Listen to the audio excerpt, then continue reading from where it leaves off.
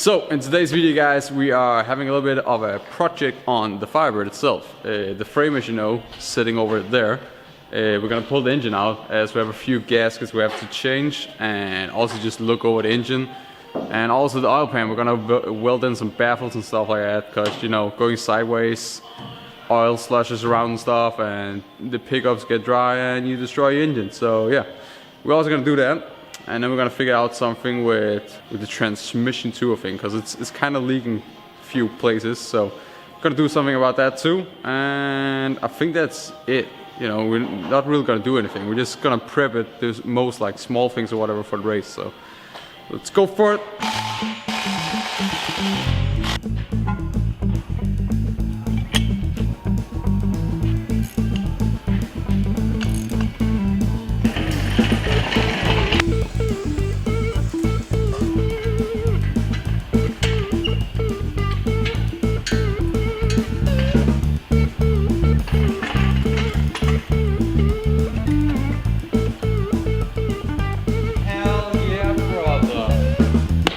There we go, guys. We got the engine on the hoist. It was actually more difficult, I would say, to take the engine out on the frame, because the frame starts lifting too and stuff. So, in retrospective, I would probably take the transmission out with it next time. I don't know. I thought it would be easier because everything was open and not under a car, but apparently not. So we got the beast out here, and basically what we're gonna do is remove the oil pan, of course, drain the oil.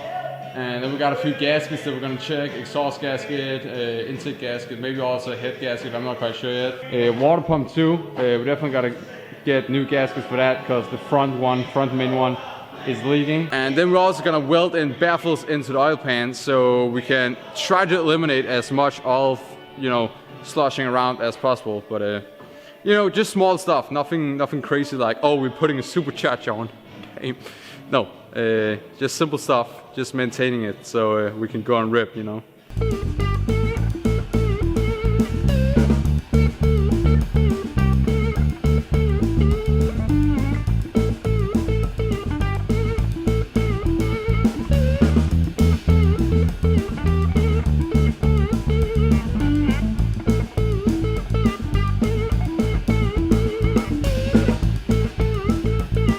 So what I'm debating right now is I have an old gasket kit over there with head gaskets in, and it's probably 15 years ago this engine got rebuilt. So how good is the head gaskets? I don't know, but I'm kind of debating if I want to pull the heads and then they don't fit. If maybe the engine is bought up or something, I don't know, maybe it's a bigger size or smaller size, or a different head gasket or something. Because the head gasket I have over there is for a 70 and the engine is a 68. I don't fucking know. First of all, let's get the water pump and stuff off.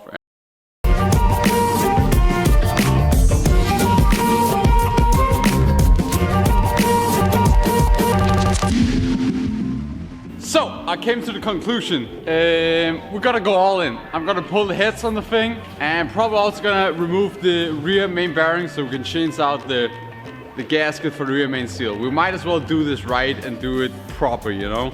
Of course, we're also gonna get the intake off then, and then we're also gonna change those gaskets. But again, I hope the gaskets that I have over here fit, and hopefully this is still a true 350 and it doesn't have a 355 bar or some stupid shit. So hopefully it's gonna fit. Also, we got the water pump on with the new gasket. And guess what? It's still leaking. Oh my god, I don't know. I think the water pump housing itself is kind of broken in the bottom, like somebody been prying with a screwdriver or something. There's still coming water out, that's the case. Oil pan, not quite sure what we're gonna do there. That's probably gonna be another episode actually, and that's gonna be an entire video. Then I'm gonna show you guys how to, you know, baffle up an oil pan. And then I can also get corrected on that video, because I'm probably gonna do it wrong, but that's my take on it, you know.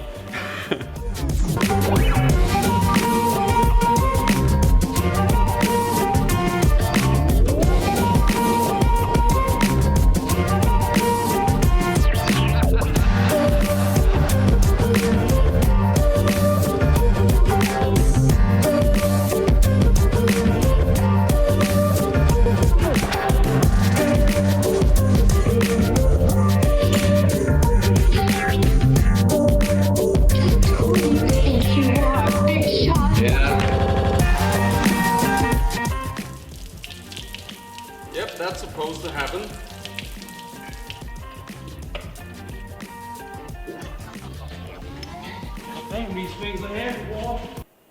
So if you take a look at this, you have your valve reliefs out here in the side of the block, but the gasket runs all the way out here. There's like a millimeter all the way around out here, exposed block or whatever up here. If you can see that, the head gasket is here. Then you got, I don't know, like a millimeter of the block, and then the piston.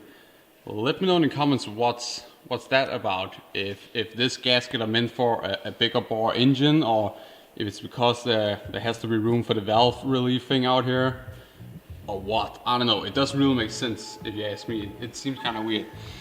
Got a lot of carbon built up on some of the cylinders. Not a lot, but a little bit. Definitely better than my old engine. I can see the engine is bored over 0.30, I think it says on the piston. Yeah, 0.30 over. So it is not the original pistons. I guess that's a good thing. I don't know. But hopefully our new old gaskets fits this. That's real dope. So the gaskets fits. I'm real happy about that. Again, gotta clean up the surface and also the pistons. And I guess when we start the engine up again, we're just gonna run some sea foam through it, or some sparkly water or something, so we can clean up all the carbon deposits. The heads look pretty nice too, but there's probably a little bit of carbon buildup on the upside of the valves or whatever. Sorry, I meant the heads look good too, but there's a little bit of carbon buildup on everything. But and another plus side to the old gasket kit that I had laying around, the same intake gaskets too, same part number, everything. Velcro 9980. Awesome. Thank you so much for fitting. I appreciate you, Velcro. So there we go, guys. We just cleaned up the deck and also the pistons, just quick with the wire wheel and a razor blade. Real nice. Of course, don't get any contaminants into the engine, so remember to get the piston up top and all that. But we're gonna break in the engine anyways with a little bit of new oil and then change the filter after, I don't know, a few miles, so it doesn't matter. There we go, new gasket on.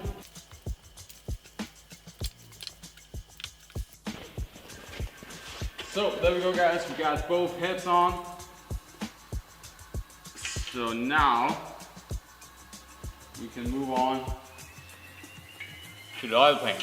I'm just gonna throw on the valve pan and the valve covers real quick, and we're good to go. Awesome. Real stoked about we had those gaskets laying around. That definitely saved the day, so we didn't have to wait for delivery times and stuff like that. So that's great.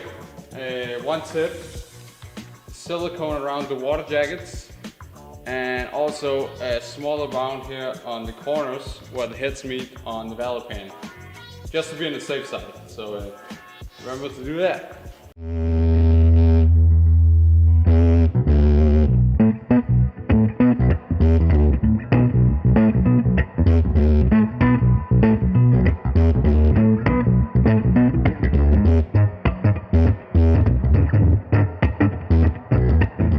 So I actually just checked the timing chain, and there's actually a little bit of slop in it. Sadly. Jesus Christ, everything is wrong, isn't it? Yeah, I really hope we could just change some head gaskets and then move on. Very nice, but no. So what we're gonna do now to get access to the rear main cap right here, which you're gonna have to take off to replace the main cap or whatever, to replace the main seal right here. We're not going to be able to replace the top one, but it doesn't seem like that one is leaking.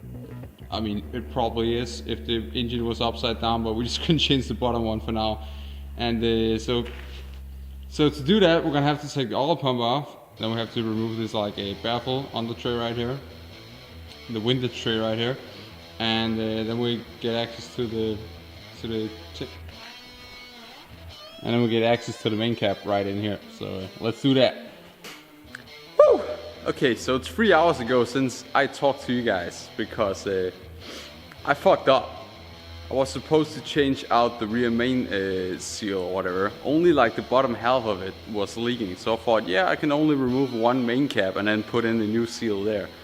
It turns out the other guy who restored the engine put in the seals at a I guess like 45 degrees offset, so the seals were like sticking out on each side or whatever. Never mind. What I've been going through right now is loosening up all the main caps so the crank would fall out, I don't know, like a 1/4 inch or something. And then I've been sitting probably for an hour trying to get the rope seal in there with a screwdriver and like use it as a packing tool or something. I don't fucking know. It worked pretty good though, not gonna lie.